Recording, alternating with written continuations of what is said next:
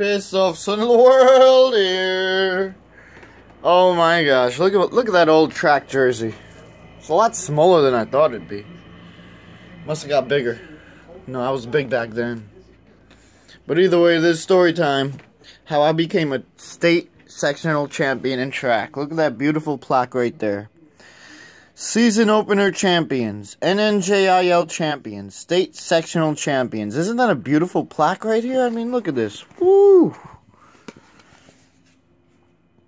Look at that. What happened to me? Even before that, the season before that, NNJIL champions again, Division A champions. We've got medals. One of my favorites is actually the 3K run or 5K run in Maywood. What's it say right there? 3K run, ages 15 to 18, May 19, 2007. One of my favorites, gold. First place for my age group. We got some silvers, some gold, some metal. We got my state sectional championship right here. This for being a state sectional champion. Yeah, that's what you get when you do that. Also, this one right here. I'm not sure if you can see that. It says gold filled. Little track plaque. Oh, something fell down over here. We got my trophies from when I was a kid. Basketball, soccer, bowling, baseball. Second place in the foul shooting competition. 1997. In the newspaper for a play. Champion. Honor roll. Track.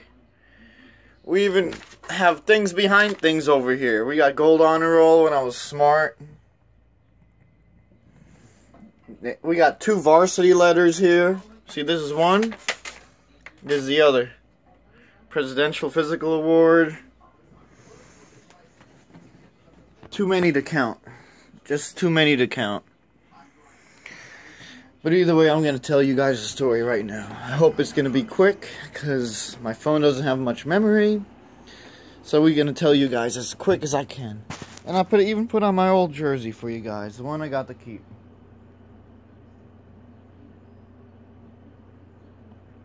I would put my cross-country jacket on, but I left it at a friend's house, so whatever. Basically, you know, you guys, if you guys haven't seen it, look. The story about my knee injury, when my knee came out of its socket, look it up on my channel. That was in 2007, in spring. 2008, that's when I became one of the fastest men alive. Literally.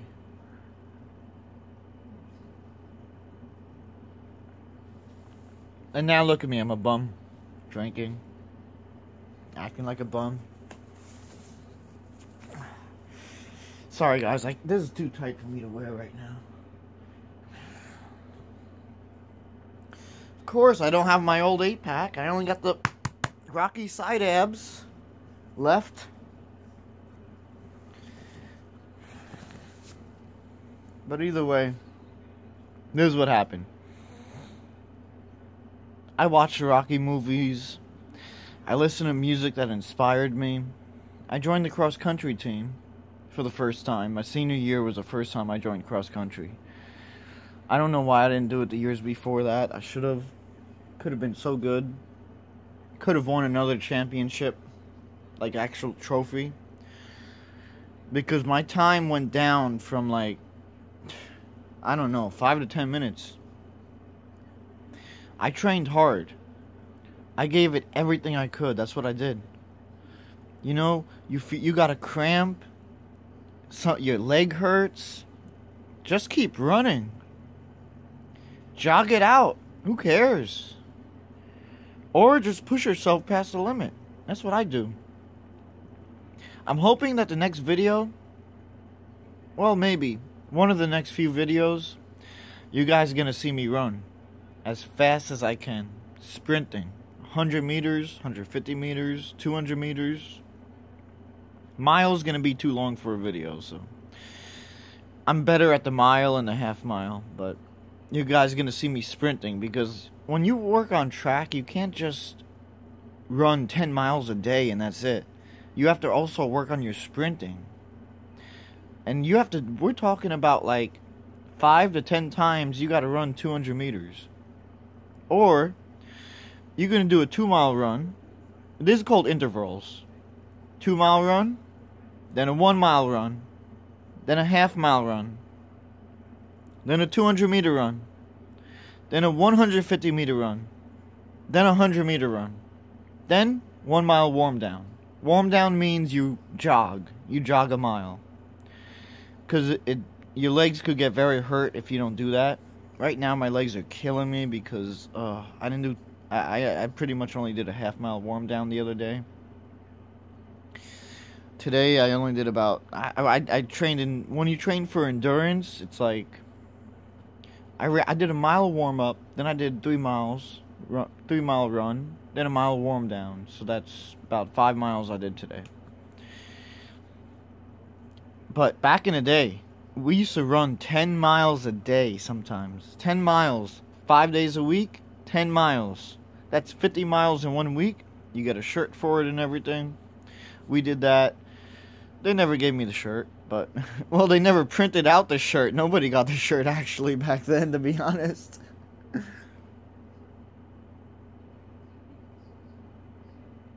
But you need, the main thing is motivation.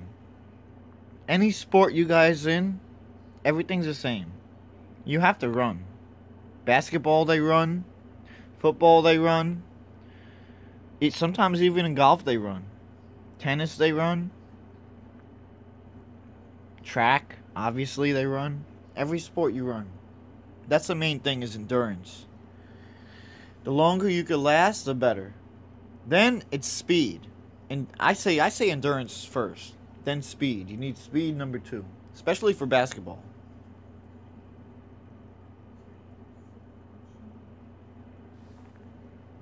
Like when I work on my speed, right now these are my workouts that I'm doing basically. Well, my training or whatever. I do a 1-mile warm-up. Before that, I stretch. Look up every stretch known to man on YouTube or something, because I don't want to take up too much time showing you guys stretches. If you want, just comment me and I'll make another video about stretches. Basically, you gotta run at least 1 mile as a warm-up. Go around the track 1 mile. Then if you're a boxer, you basically know what to do. You punch a punching bag for about 30 minutes. The other tiny punching bag for about 10 minutes. Maybe 30 minutes, maybe an hour. You know, you have to have a string of lines, like in the Rocky movies. Just learn it from there, because that's the best way, to be honest. With speed, you should do, after your mile warm-up and your stretches, you should do 100-meter runs, or 200-meter runs, or 150-meter runs, about 4 to 8 times. Maybe even 10 if you're really serious and you could do it. Thing is, like, let's say we're at half a track. Picture the track. You run half the lap as fast as you can. Walk back around the other half. Then you do it again. That's how you do it. Because you have to walk it off. You can't just sit down, because you're going to get cramps if you sit down. And one of the best things, if you're just running, like not sprinting, try to exhale. Like, let's say I'm right-handed, right? So when I step on my left leg when I'm running, on my left foot, when I'm on my left foot, that's when I exhale. You know, when you breathe out, because whatever hand you are, you have to use the opposite leg to exhale, to, like that. Otherwise, it's easier to get cramps. And if you're just starting out, do a 1-lap warm-up. Then work on your sprints, or do a 1-mile or 2-mile run. Like for me, when I first started, my very first day in track, when I was a freshman in high school, I did a 2-lap warm-up. And then I did about a half-a-mile run. Then 2-lap warm down, plus the stretches before and after. Always before and after, no matter what. That's how I started out. I started out as a freaking schmuck. Like an idiot. I was stupid. I should have ran more, but it was my first day. What do you expect? I mean, they didn't know that I had the track skills that my dad had. They didn't know about my dad being a track champion. They didn't know I would have inherited those skills. They didn't really look at me as much at first, you know? But now I'm a champion. I'm a state sectional champion. That means you're the very best in the state. Coming to that. There was a race I got the first place in. Okay. That was the 800. We're talking 2008, whatever. I think. In spring. Oh no, this was an indoor. Oh no, this was spring. Wow. So basically, I was the best one, the fastest one to run the mile run. Because the other guy, he plays baseball during spring instead of track. And he was the next fastest guy. And I guess he was just jealous of me. I don't know. This guy never really liked me. He was just always jealous of me for some reason. I don't know why. I guess because I became faster than him, but he was jealous of me the entire... He probably knew I was going to be a champion. So he was like, man, this guy's getting faster and faster. They used me as an example. They made me captain. All this stuff. But basically... Well, let's talk about indoor track first. NJJIL champions, because we'll make another video for the state sectional champion, because I was doing outdoor. I forgot. I got the races mixed up. Indoor, I was doing pole vaulting. You know, with that big long stick and you got to jump over the thing. The first time I kind of messed up. Second time the coach came to me. Yo, come here. We're doing a 4x4, which means 4 people run the mile run. You know, when they hand off the pellet, they hand off that big metal thing. And he's like, we need you for this. We need you to do the mile. I was like, I want to do pole vaulting. He's like, no, we need you for this. This is the championships. I was like, okay, I guess I'll do it then. You know, they put me in it. Actually, it wasn't even a 4x4. It was just a regular mile run. Because I remember passing somebody on my team, so there's no way we had 2 teams. 2 4x2. Nah. Oh, it was just a mile run. Oh. So I passed him, passed everybody else eventually. When I was passing this guy, you know, I was like, man, I think this guy's pretty fast. He's pretty good. He was good in cross country, but how come I'm passing him so much faster? So I passed him, and I was like, okay, forget it. Forget about it. Forget about it. Forget about it. Madon. You know, and then I just passed everybody else. I got first place. But the thing is, you need a girl on your mind to motivate you, or you need to think about God, or you got to think about that gold medal that's waiting for you at the end of the race. Think about your family, whatever motivates you. You just got to keep pushing and pushing. Your legs are going to tell you, give up, stop, jog, go slower. You just keep pushing and pushing, that's it. Push yourself past the limit. It doesn't matter if you throw up at the end of a race.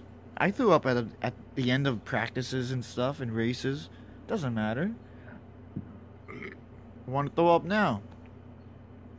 Doesn't matter. You just push yourself. If you got to throw up, throw up. Doesn't matter. Get a bowl. Go to the garbage can. My friend went to the garbage can. I've been to the garbage can many a times. You keep pushing. You don't know the limits of your body. Your body won't let you know the limits. But your body does not know how much it could take. So push it past the limit. You know, like that song in Scarface, push it to the limit. Bah, bah, bah. You gotta push yourself past the limit. That's what you gotta do. Seek motivation. You have to find everything you could do in your power. I mean, even if you don't think you could do it, just push. Push. push. You really need to do that. That's the number one thing. So don't forget, like, share, subscribe, comment. Bye.